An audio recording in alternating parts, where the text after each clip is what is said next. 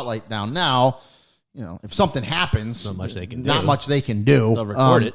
Yeah, but you got a lot of light, and then everyone ends up coming, and the ambulance comes, and he obviously didn't die, and so one of the neighbors comes out, and now we start interviewing people like, who is this? What's going on?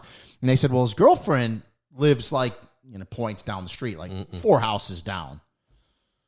Sure enough, go to see the girlfriend. She's dead. Yeah, he murdered her. Yeah.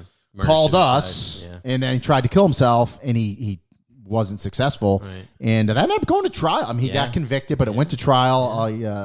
Had to go. Obviously, he recovered enough that he can go to trial. Yeah, and he went to prison for 30, 40 years. He was blind in one eye. Yeah.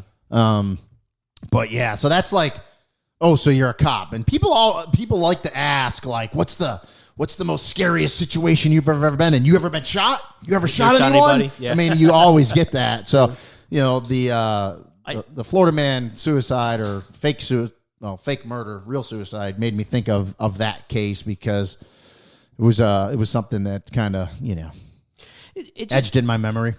Listening to that, we're never fully prepared, are we, to, like, you're going to see some surreal, I want to say it, shit out there because it's not normal for people to see that. So when you look at it, you're almost like in disbelief. You're like, am I seeing what I'm seeing? That happens a lot. When you look at something, you go, you're just not meant to see stuff. Again, we, in law enforcement, in a career in law enforcement, and really, I think more so us, but I think all first responders. Yeah, firefighters, nurses, all of it. Fire departments, nurses, ambulance drivers. But I think, we're kind of always the first ones on scene. I mean, you see stuff again where you're like, I don't believe it. If I saw it in a process it, if I saw it in a movie, I wouldn't believe it. I'd be like, you're full of crap. Right. It's a movie, but no. I mean, we can do pod after pod after pod of just crazy stuff. But that was one of the cases that's always stuck out to me in my career. You talk about Florida-Man.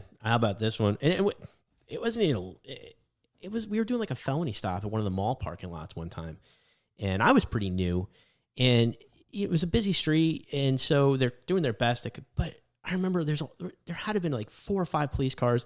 Everybody's got their guns out. They're doing this felony stop, and I look over, and there's a dad with his daughter. Just watching. Like, she's like a 3-year-old. She's on his shoulders. Like, you would think they're at Disney World watching the parade. Yeah. Standing right there. And I'm like, hey, fella, do you want to get out of the way? Because God forbid the shots come firing down range. You're standing right there with your daughter. Yeah.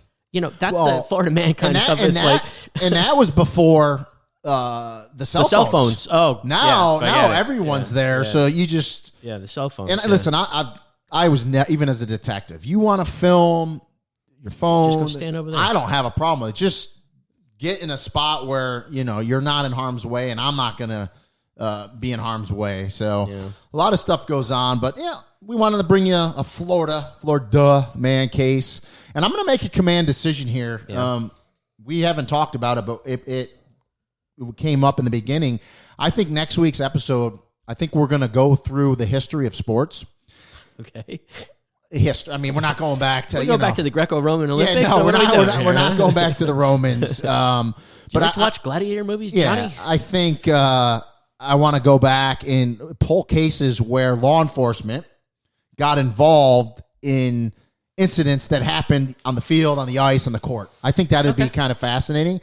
So that's what we're going to bring you next week. And if next week comes and we don't do it, then I'll call myself out. But I just think.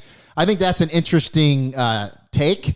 Sure. And to see if law enforcement ultimately did something in the case or it ultimately got dropped. And because I know there's some out there where law enforcement has gotten involved, has not gotten involved. So I think it'll be an interesting case study, if you will, to kind of look at that. What about Tyson when he bit off that? Who is it? Holyfield deer? Did everything ever happen with that? Well, there you go. Now you got your homework. You got your homework. So I don't think so. Was he on probation at that time? I don't know, but I'm kidding. But that to my point, right?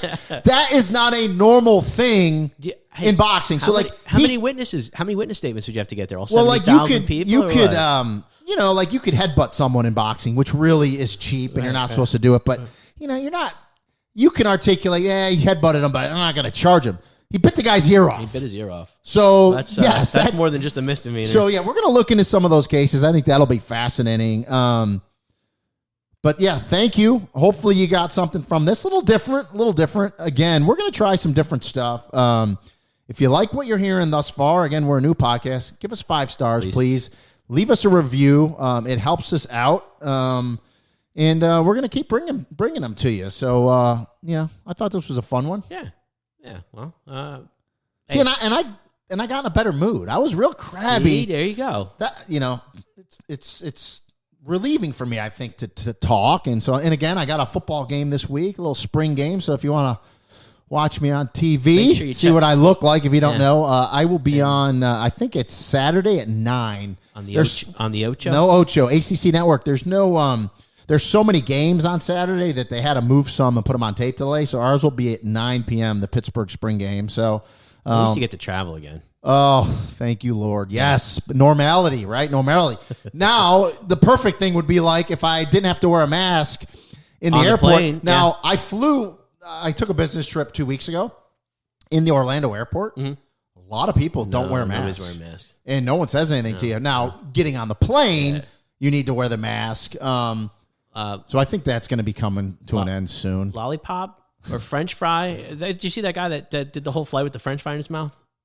No, but I could imagine. You're eating the whole time, So yeah, I just listen. I don't enjoy wearing the mask, but I'm not a jackass either. Did you get it is what it is. Does the mask have our logo on it? No, the Professional Rookies logo. Can we get that? It's a good idea, right? With like maybe I asked you what that thing was called earlier. That you the what thing? You can take a picture of the square thing. What the hell's it called? I'm an idiot. Take a picture of the square thing. To find something. Jesus Christ! What are you talking about? We just talked about this, like the Scantron thing. The Scantron. The little square with the little pixels in it. The hell's it called? GoPro. Oh my God, Brian! We were just talking about little. Like if someone's doing an advertisement, they want you to like go to their site or something. QR code. QR code. Thank you, you idiot. You make me sound like the thing with the pixels. I can't remember. I've been hitting that because I just asked you about it before we went on show. So God. yeah. So the mask with a QR code for the podcast, that right? That would be good. That would be good. I like it. All right, we're getting punchy now. We're gonna get. I'll never forget on that. I'll never forget the first time I listened to Professional Rookies. You shut up there, beef. All right, thank you everyone for listening to another episode of the Professional Rookies. We will see you next week. Take care, everybody.